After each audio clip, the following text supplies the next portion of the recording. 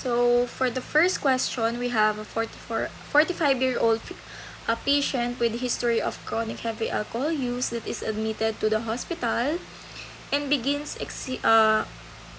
sign of severe alcohol withdrawal syndrome. So, meron siyang tremors, rising blood pressure, meron din siyang high risk for delirium tremens. So, the main question here is, which of the following describes the mechanism of action that for prevent the life-threatening symptoms of this patient? So, yung answer ko po dito, Doc, is yung letter A, benzodiazepines. So, di ba, mechanism po ng benzodiazepines is nakapag-bind siya sa GABA-A receptor. So, ibang site siya kaysa sa GABA mismo. So, pinapataas niya yung frequency ng pagbukas ng calcium chloride channels kapag may GABA. So, dahil dito, mas maraming chloride yung makakapasok sa neuron and mas makakapag-hyperpolarize. So, ang nangyari, mas kalmado yung brain po natin. So, first line treatment siya sa alcohol withdrawal at merong delirium tremens prevention. So, best choice siya kasi safe, mabilis din yung onset, and mas nakakaiwas siya sa mga seizures and delirium tremens. So, nabanggit nyo rin po, Doc, sa video, yung mga common drugs is diazepam, lorazepam, and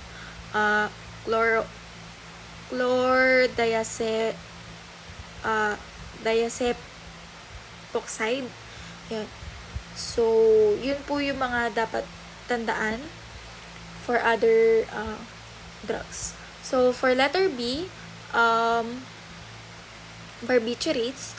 So, bakit hindi ito yung naging answer? So, yung mechanism naman niya is mas pinapahaba nila yung mga duration ng pagbukas ng calcium chloride channel. So, hindi frequency. So, madalas nyo din po nababanggit yung doc, yung word ng frequency. So, mataas siya na dose, kaya nilang buksan yung channel kahit walang GABA. So, mas risky siya. Pwede siya magdulot ng matinding respiratory depression. So, hindi siya yung unang choice kasi mas delikado siya. And for letter C naman is yung flumazenil. So, yung mechanism naman niya is competitive antagonist siya sa benzodiazepine. Excuse me. So, ibig sabihin, binabaliktad or binablock nito yung mga effect ng benzodiazepine. So, ginagamit lang yung flumazenil kapag antidote siya sa benzodiazepine overdose. So, for alcohol withdrawal naman siya, hindi pwede. Kasi delikado. Magkakaroon siya ng seizure. So, lalo na kung matagal na umiinom ng alak yung pasyente natin or benzodiazepine yung pasyente. And for letter D naman po, yung zaleplon. So, isa siyang Z-drug or pang-insomnia. So, kumikilos din siya sa benzodiazepine site ng GABA-A receptor. Pero, selective lang siya sa alpha-1 subtype. So, pangtulog effect lang siya. So, wala siya or hindi ito melatonin receptor agonist. So, di ba ang Ramelton or Ramelkion, yung merong MT1 or MT2 agonist. So, ginagamit lang yung zaleplon sa mga insomnia. So, nababanggit nyo nga po yung doc, yung letter Z, ZZ for sleep or sleep aid. So, hindi siya for alcohol withdrawal or seizure prevention. Yun po. So, next question, we have here the thiopental ultra short-acting barbiturate. It is used for rapid induction of general anesthesia. So, ibig sabihin, mas mabilis kang aantukin o mawawalan ng malay, pero mas mabilis ka ring magigising pagkayari. So, ang question is, the rapid termination of the clinical effect of thiopental is primarily due to which key pharmacokinetic process? So, ang answer ko po dito, Doc, is letter B. So, yung rapid redistribution of highly vascular CNS or brain to less vascular peripheral tissue or muscle and fat. So, pagkatapos i-inject yung thiopental sa IV or IV injection, mas mabilis siyang pupasok sa brain dahil mas mataas yung blood flow dito. So, ang nangyayari, mayroong instant anesthesia or sedation. Pero habang tumatagal ng ilang minuto, mas unti-unting lumilipat or ito yung tinatawag na redistributes from brain, which is highly vascular, papunta sa muscle at fat na less vascular. So, dahil bumababa ang concentration sa brain, mas nawawala agad yung hypnotic effect or nagigising agad yung pasyente. So, for letter A naman, or rapid hepatic metabolism via cytochrome P450. So, it is true po na si thiopental ay metabolize sa liver, pero hindi po siya mabilis. Kaya nga mas mahaba ang elimination half-life niya. So, kung ang metabolism ang dahilan ng paggising, so, dapat matagal kang gising kasi mas matagal siya nawawala sa katawan. So, kaya redistribution, hindi siya metabolism kasi mas napapabilis kasi yung paggising. So, for letter C naman po is yung high first pass metabolism via phase 2 glucuronidation. So, ang first pass metabolism ay nangyayari lang siya kapag oral route. So, si thiopental, dahil intravenous siya, or IV, hindi ito dumadaan sa first pass effect. So, hindi rin siya primary glucuronidation substrate at mas P450 enzymes ang gumagana dito. So, kaya, hindi dahilan na mabilis ang pagkawala ng effect. So, last naman is yung letter D. So, yung accelerated renal excretion that is facilitated by urinary alkalinization. So, hindi rin ito ang dahilan kasi ang thiopental ay highly lipid soluble.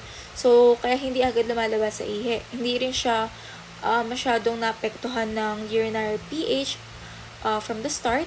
So, again, 'di ba, ang pagkawala ng effect ay dahil sa redistribution, hindi siya sa excretion. Okay, so next question is barbiturates are recognized to have a much steeper dose-response curve and a narrower therapeutic index than benzodiazepines.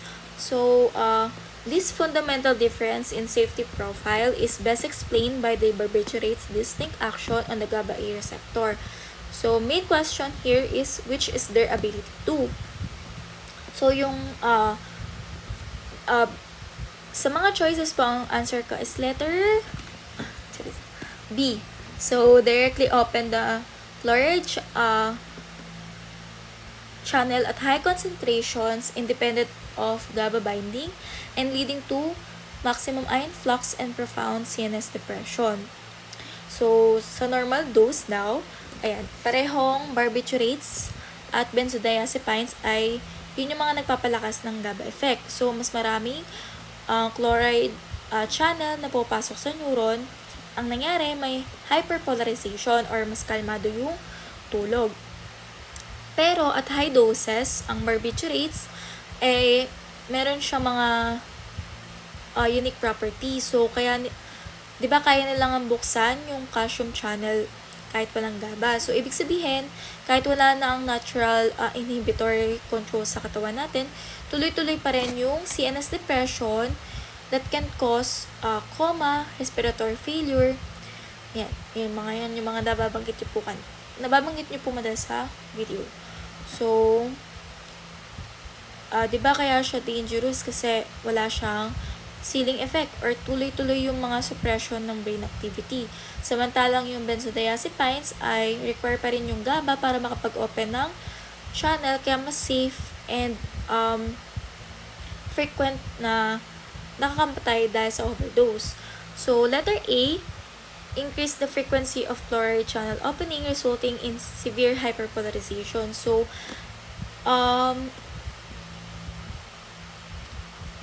hindi ito yung answer ko. Medyo nalito nga rin po ako dito kasi munti ko na po siya maging answer. So, for A, hindi ito yung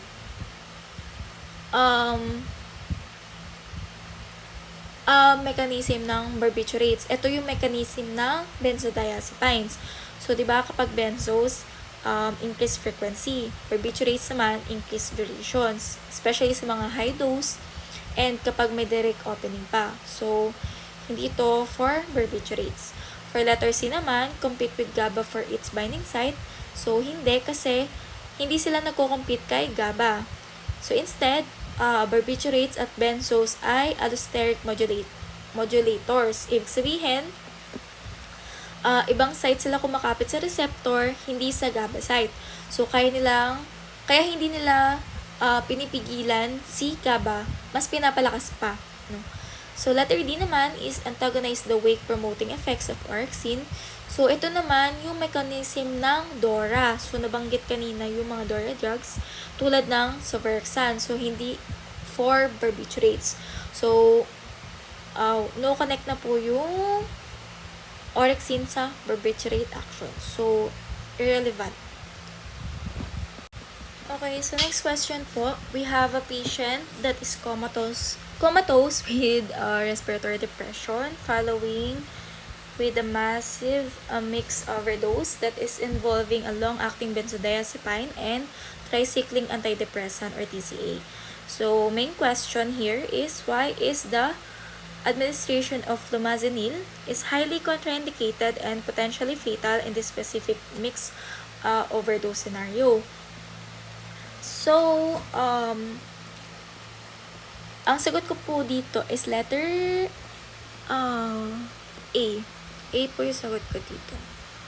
So, it can precipitate the generalized seizure and cardiac arrhythmias.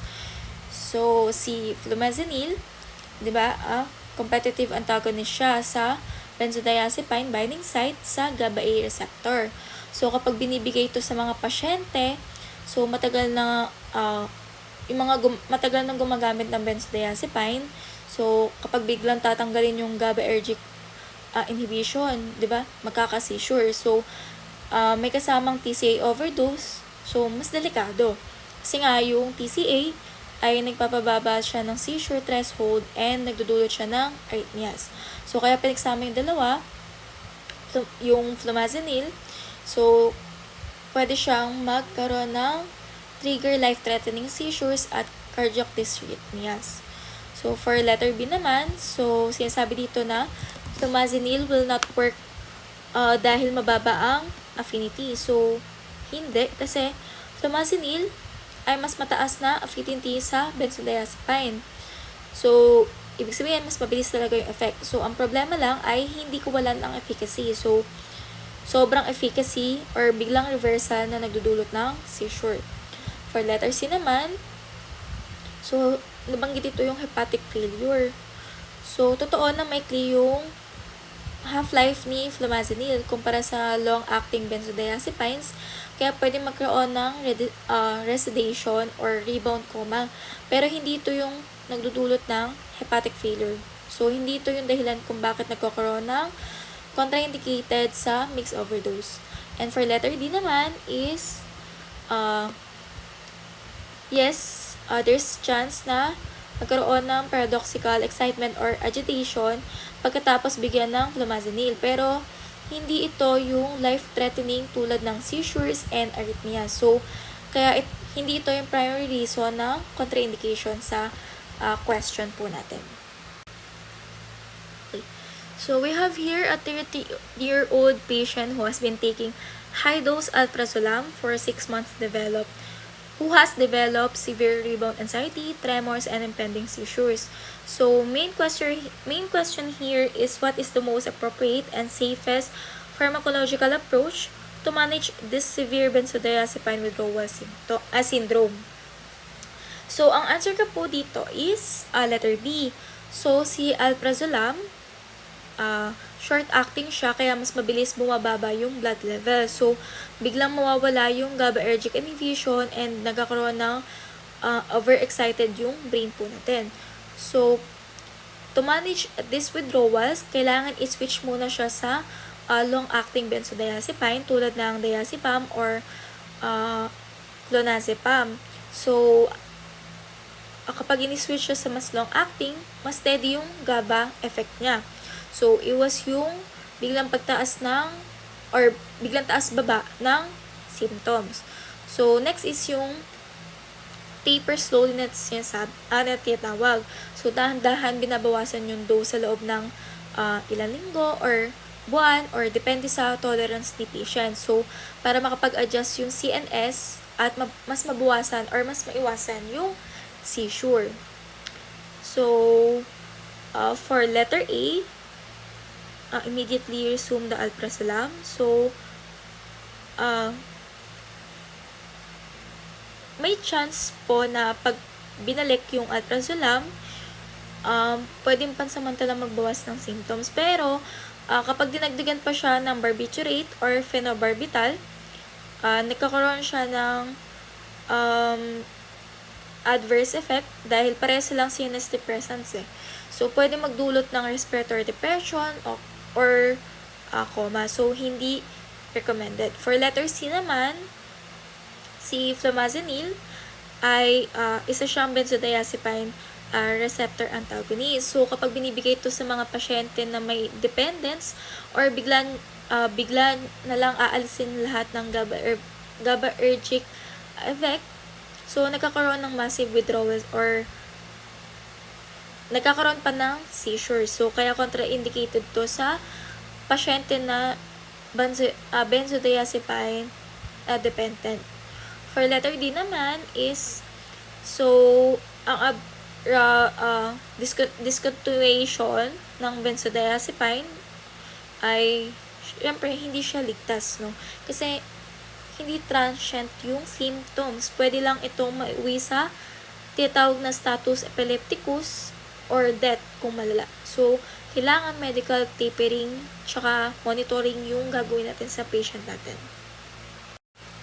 So, next question.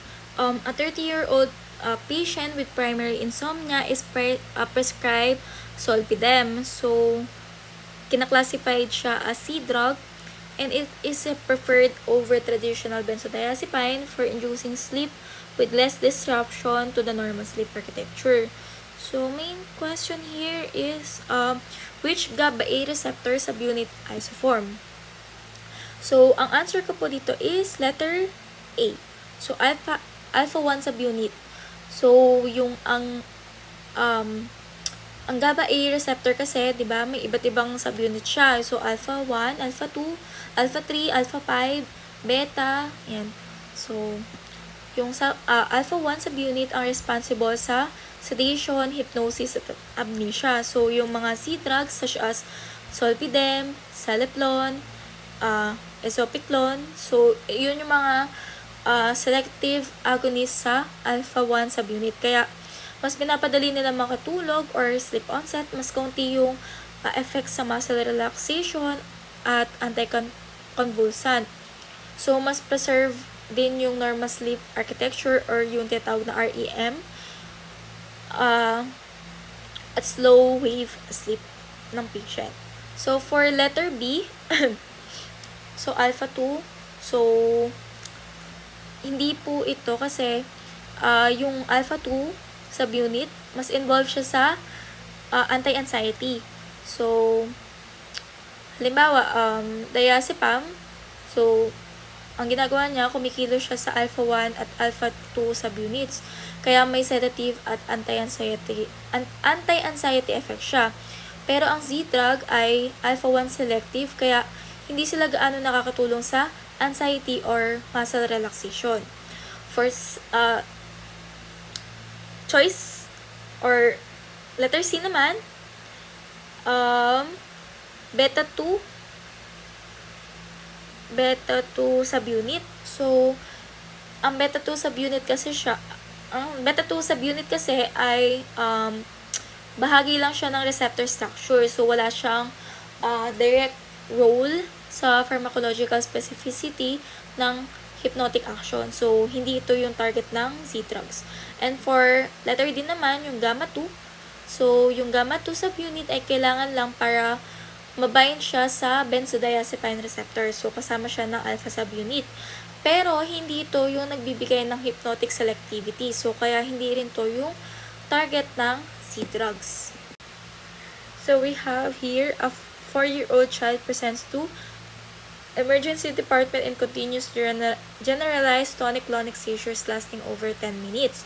So, the main question here is which of the following benzodiazepine is considered the first-line parental agent for immediate termination of the seizure activity in the acute setting. So, ang sagot ko po dito, Doc, is letter C.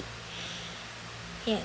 So, kasi 'di ba, lorazepam, ini-enhance niya yung GABA A receptor activity. So, ini-increase niya yung chloride influx, nagkakaroon ng hyperpolarization, and ini-inhibit niya yung neuronal firing. So, ito yung first line din. Lorazepam is the first line of drug. So, kasi 'di ba, rapid onset of action, longer duration in the CNS, so mas predictable siya, and less recurrence yung seizure. So, for letter A, triazolam, so ginagamit lang siya for insomnia, so hindi seizures. So, oral form, so hindi siya pwede sa emergency kasi mabagal yung action niya. And short yung half-life, kaya hindi siya ideal for seizure control. For letter B, clonazepam, so meron siya anticonvulsant property, so hindi ito yung first line sa acute status epilepticus. So, mas ginagamit siya sa maintenance therapy or absence or myoclonic seizures and hindi siya yung emergency. Mabagal din yung onset niya, kaya hindi siya makakapigil ng seizure. Next is oxazepam. So, ginagamit din siya sa anxiety or alcohol withdrawal. Pero, oral form lang siya. Matagal yung absorption. So, hindi siya pwede sa emergency seizure control. So, hindi to din ideal kasi wala itong parenteral form or delay din yung onset. Okay, so we have here another one, a 60-year-old male patient with confirmed Child-Pugh class B cirrhosis, so significant liver impairment. So the main question here is which benzodiazepine will be the safest choice as the primary metabolized via phase 2 conjugation into inactive, easily excreted metabolites. So ang answer ko po dito is letter C, lorazepam. So, di ba kasi phase 2 glucuronidation lang, hindi siya umaasa sa hepatic oxidation. So, ang nangyari, walang active metabolites, kaya safe siya sa may liver disease. So, aside doon, ginagamit siya for anxiety, alcohol withdrawal, status epilepticus, and insomnia. So, safe siya kasi kahit mahina yung atay, kaya pa rin ng katawan i-conjugate at i-excrete yung gamot. So, mababa rin yung risk ng oversedation and toxicity. So, for letter A, diazepam, so dumadaan siya sa phase 1 oxidation or yung CYP 450. So, may active metabolites siya, kagaya ng desmethyl-diazepam. So, may liver disease, mabagal metabolize. So, ang nangyari, nag-accumulate. So, prolong yung sedation, may respiratory depression, and encephalopathy. So, hindi siya safe sa cirrhosis. Next, yung letter P, flurazepam. So, isa rin siyang long-acting benzodiazepine. So, nag-undergo din siya sa phase 1 oxidation. So, ang nangyari, multiple yung active metabolites niya with a very long half-life. So, sa mga pasyente na may cirrhosis, so, delikado siya kasi nagkakaroon ng drug accumulation. So, sobrang sedations at confusions yung nangyayari.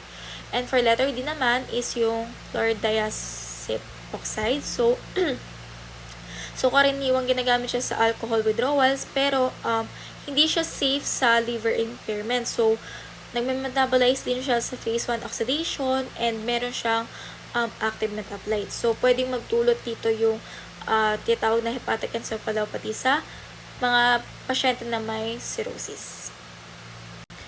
Okay, so for last question, we have a 20-year-old male who is rushed to emergency room after ingesting an unknown quantity of phenobarbital. So, Main question dito is, what is the most critical immediate pharmacological and supportive intervention that is required to manage this life-threatening overdose? So, ang answer ko po dito is letter C, endotracheal intubation and mechanical ventilation to secure the airway, followed by the intravenous administration of sodium bicarbonate to facilitate the urine alkalinization. So, nabanggit niyo po, Dok, sa video yung ABC or yung airway breathing circulation. So, yung barbiturates, sinosuppress niya yung medullary respiration center, kaya yung nagkakaroon ng apnea or shallow breathing yung pasyente. Ito yung mga danger na sign. So, ayan. So, kailangan ma-protect natin yung airway protection ni patient and yung ventilation. Ito yung first life-saving step natin. And yung for urine alkalinization, and pinapromote niya yung drug excretion and supportive care until the drug clears. For letter A, flumazenil, ayan, yung intravenous administration of flumazenil. So, hindi. Kasi, isa siyang benzodiazepine antagonist. So, hindi effective yung barbiturate overdose.